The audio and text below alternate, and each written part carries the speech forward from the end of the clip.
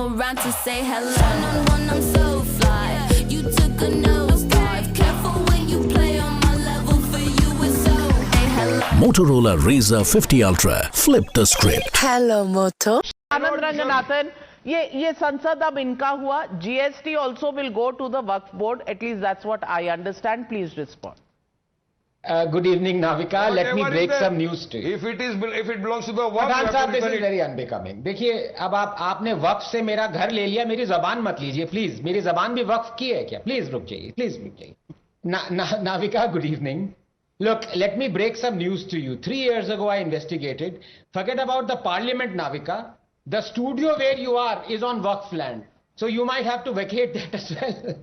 But look, first a 1500-year-old temple in Tamil Nadu. अब मुझे rent देना पड़ेगा इस कुर्सी का अबू आजमी साहब को. 100%.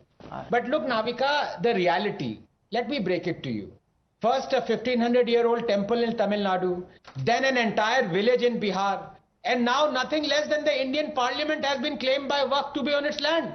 The day is not far when from Peshawar to Plassey, the subcontinent would be united again as one nation under Waqf. This is unbelievable. We have the draconian Waqf Act that has usurped tens of thousands of acres of government, personal, even temple land. And we only want to amend this act. Unjust, discriminatory, draconian acts are not amended, Navika. They are abrogated. Do not amend the Waqf Act. Abrogated. World over.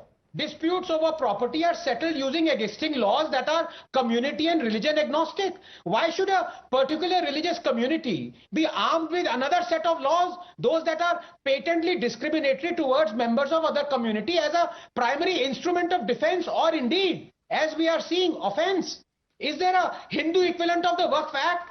Promulgate one then, in interest of equality. Let those who want continuation of the Waqf Act watch as Hindus lay claim to thousands of mosques and Muslim villages and enjoy the privilege of the disputes being addressed primarily not through the courts, but via the clauses and strictures of the Hindu equivalent of the Waqf Act.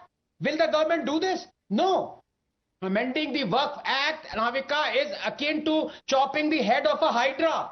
This is because while you might have removed, yes, good thing done, removed a few discriminatory and draconian clauses from the Act, a vast majority of them remain untouched. Let me give you a few examples. Section 28, for example, it gives Waqf the power to order a collector to implement the decisions of the board. Section 8 says the state has to pay for Waqf survey. This is in direct violation of Article 27 of our constitution that says no person shall be compelled to pay any taxes, the proceeds of which are specifically appropriated in payment of expenses for the promotion of maintenance of any particular religion or religious denomination. Then there is section 101 that has not been changed. Says the survey commissioner, members of the board, every officer, every auditor of the board, and every other person appointed to discharge any duties imposed on him by this act shall be deemed to be public servant, as is understood by the Indian Penal Code. Now you know what happens when you touch a public servant literally or metaphorically. Then there is section 54. It gives the power to declare you an encroacher. Waqf tribunal, Navika, just 30 seconds. Waqf tribunal decision can only be overturned by a long and financially draining legal process. The Waqf, Navika, is a parallel government being run by the state.